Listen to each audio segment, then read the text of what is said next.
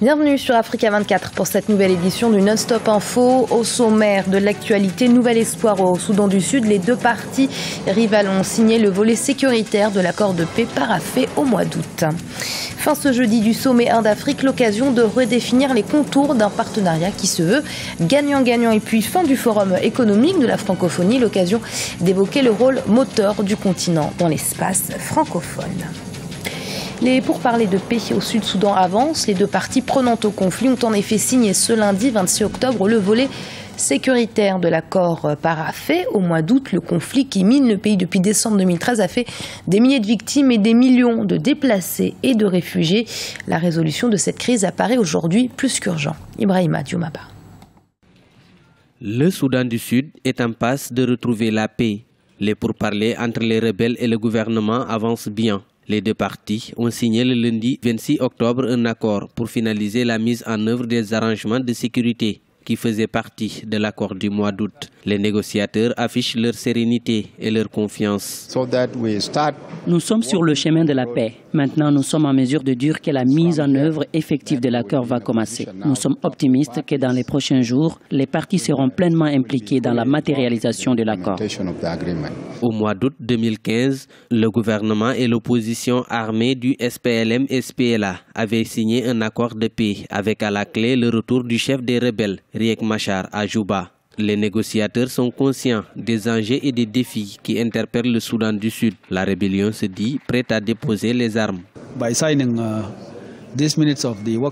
En signant ce document aujourd'hui, nous avons franchi une étape pour renforcer la confiance entre les deux parties, le gouvernement et le SPLM. Ce pays est le nôtre et nous croyons que nous pouvons résoudre ce problème à nouveau et nous sommes confiants. Ceci est une chance pour moi de passer mon message à la population du Soudan du Sud que le SPLM est prêt. Je crois que ça ne va pas nous prendre plus de 2 semaines pour que notre équipe rentre à Juba.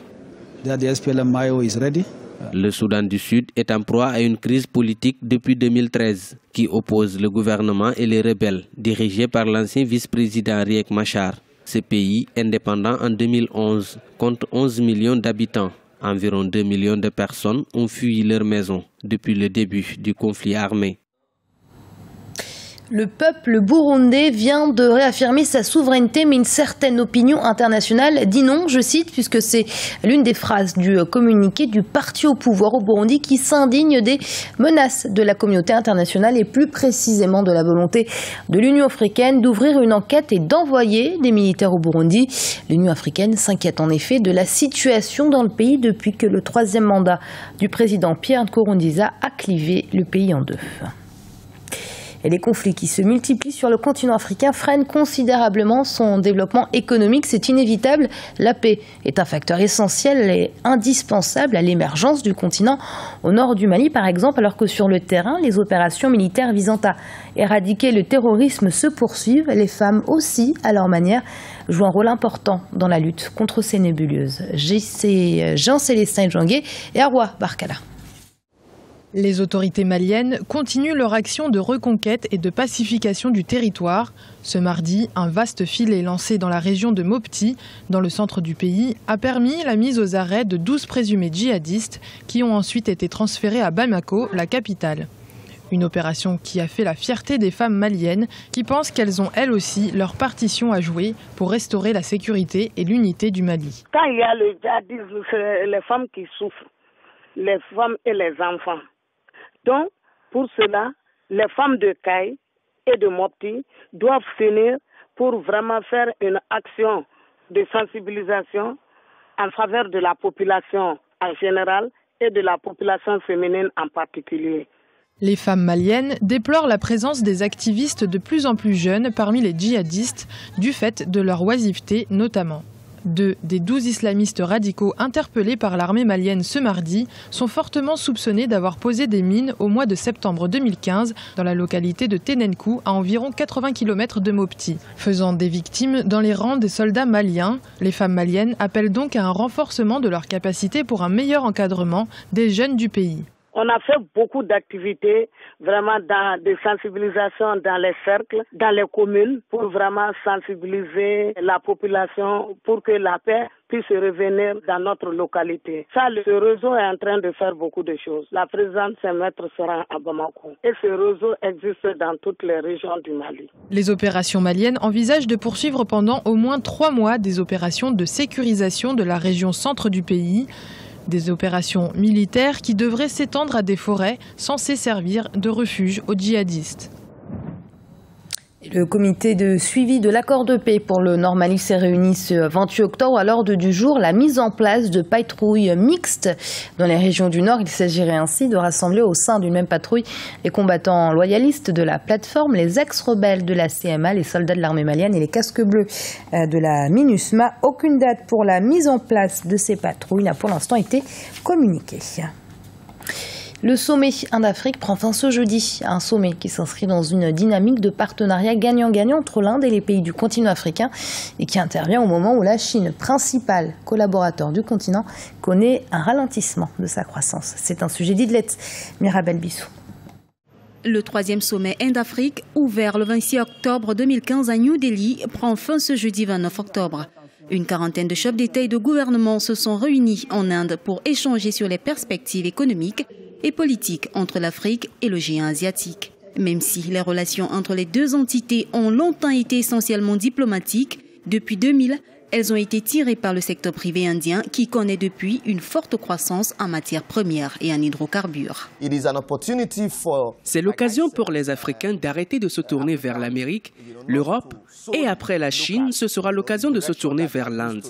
Chercher à savoir ce que ces gens peuvent offrir, quels sont les avantages pour nous et en profiter au maximum.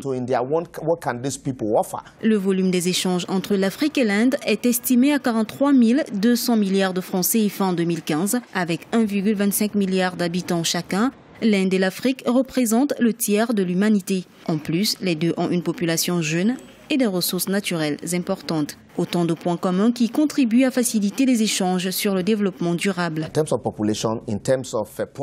Sur certains plans comme la démographie, la pauvreté ou encore les différentes affections, l'Inde et l'Afrique ont des similitudes. Mais la différence, c'est que les Indiens ne croisent pas les bras. Ils ont du savoir-faire et de la technologie. Nous devons donc aller à leur école. Dans le sillage des 2 derniers sommets, l'Inde a accordé à l'Afrique un crédit de 1,2 million de dollars pour la formation de 25 000 Africains. La diaspora indienne en Afrique est estimée à 2,7 millions de personnes. L'Afrique, considérée comme un pôle d'avenir, est un marché convoité par des entreprises indiennes, notamment dans le secteur des services, dans les industries pharmaceutiques et automobiles. Et sachez que le Premier ministre indien Narendra Modi a annoncé que son pays accorderait 500 millions d'euros d'aide à l'Afrique dans les 5 prochaines années. Il a par ailleurs promis des bourses pour l'accueil dans les universités indiennes de 50 000 étudiants africains. Et puis un autre forum qui a pris fin, celui du Forum économique de la francophonie. L'occasion d'évoquer le rôle moteur du continent dans l'espace francophone. Arwa Barkala. L'Afrique est le moteur économique de l'espace francophone, riche de ses ressources naturelles abondantes et au potentiel encore sous-exploité. La mise en place de structures coordonnant les différents acteurs majeurs de l'économie et de la politique de chaque pays membre de l'Organisation internationale de la francophonie devient indispensable. Nous pensons simplement qu'il y a le triptyque majeur entre l'État, les bailleurs de fonds et le secteur privé pour aller vers des partenariats publics-privés afin d'aller vers une diligence encore beaucoup plus efficace dans la réalisation des grands projets africains. Je pense que ce qui est important aujourd'hui, c'est de retenir l'espace francophone est réputé être un espace économique. En plus de la couche culturelle et politique, nous allons mettre en dernière couche la couche économique qui avait été déjà initiée au Sénégal pour aller vers plus de partenariats publics-privés afin de pouvoir diligenter les grands projets africains. L'Afrique compte pour 43% des francophones dans le monde et la part de francophones en Afrique est de 57%. Mais les priorités de chaque pays membre ne sont pas les mêmes et l'harmonisation des défis et des objectifs de développement se côtoient. L'une des grandes priorités de ce que nous pensons être des axes forts, c'est celui des infrastructures. Quand on regarde en fait à travers la francophonie, donc son volet africain. Donc il y a les infrastructures, il y a l'agriculture qui est aussi un combat essentiel, mais aussi il y a la jeunesse et les femmes. Donc nous en avons parlé tout à l'heure, c'est l'ensemble des dispositions qui permettront de faciliter l'échange et la circulation des populations francophones dans l'espace de la francophonie. Avec une croissance du PIB estimée à 5% en 2016-2017 selon le Fonds monétaire international et une classe moyenne de plus en plus importante, le continent africain représente un marché au potentiel économique certain pour les investisseurs. Et ce journal a été préparé par l'ensemble de la rédaction. Merci de l'avoir suivi. Restez sur Africa 24 dans un instant, une nouvelle édition de l'information.